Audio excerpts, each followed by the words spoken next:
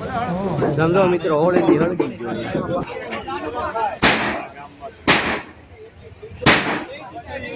જો તમને આ ફોટો દેખાય ને એમાં સાક્ષાત ભગવાન દેખાણ હતા. તો જય દ્વારકાધીશ મિત્રો, કેમ છો બધા? મજામાં જશો? તો આવી ગયો છે એક નવો વ્લોગ સાથે. તો મિત્રો આજે છે હોળી અને અમારા ઘર પાસે એક મંદિર આવેલું છે સાંઈબાબાનું.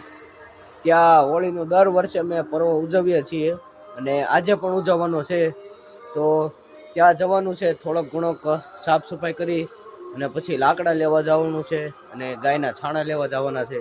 તો મિત્રો બન્યા રહેજો વ્લોગના એન્ડ સુધી. અત્યારે પહેલા હોળ ધોઈ નાખીએ અને પછી રાતે બધી તૈયારી કરવાની છે. મિત્રો માટલું પણ આવી ગયું છે. તો મિત્રો હવે હોળી હાટું ભરાય છે લાકડા. જો બે મણ નાખી દો, 5 મણ આ મોળી કાઢી નાખવાનું. મિત્રો હવે લાકડા તો આવી ગયા છે. અમારા સાગરભાઈ જો લાકડા ઉતારે છે. થોડી ઘણી સાગરભાઈ સેવા કરે. આશીર્વાદ દીજે રવિભાઈ સાગરને. મિત્રો અહીંયા હોળી જગી ગઈ છે. જો આ બધા એ ગ્રુપના મેમ્બર છે. એના બધા જો આ બધા છે ને એના ગ્રુપના મેમ્બર છે.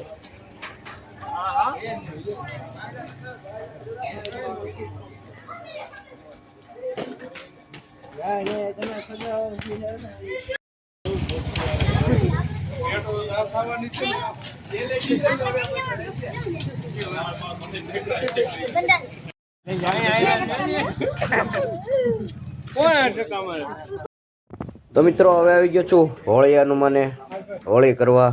આમ જો મંદિરનું નામ પણ હોળી હનુમાન છે, કારણ કે અહીંયા દર વર્ષે હોળી થાય છે અને અહીંયા હનુમાન દાદાનું નામ પણ હોળી હનુમાન છે. આમ જોવો. તો મિત્રો હવે જઈ રહ્યા છીએ અમારા રાજુલામાં મોટી હોળી થાય છે ત્યાં. મિત્રો આ છે જો રાજુલાની મોટામાં મોટી હોળી. અમે સેજ મોડા પડ્યા છીએ, બાકી આ તો બહુ મોટી હતી. લાકડા જુઓ તમે ખાલી એવડા મોટા છે.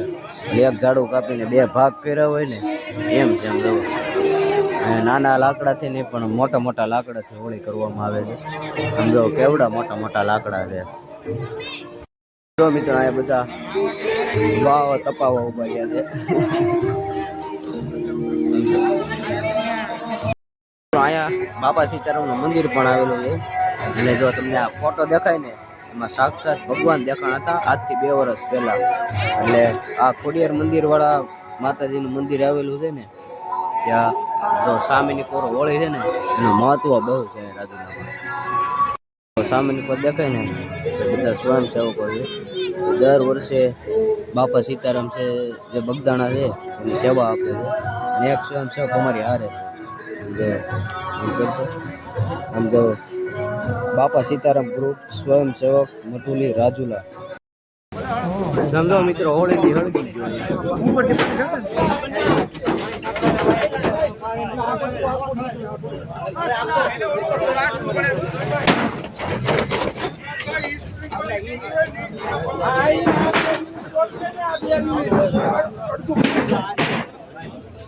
એક કામ કરો ને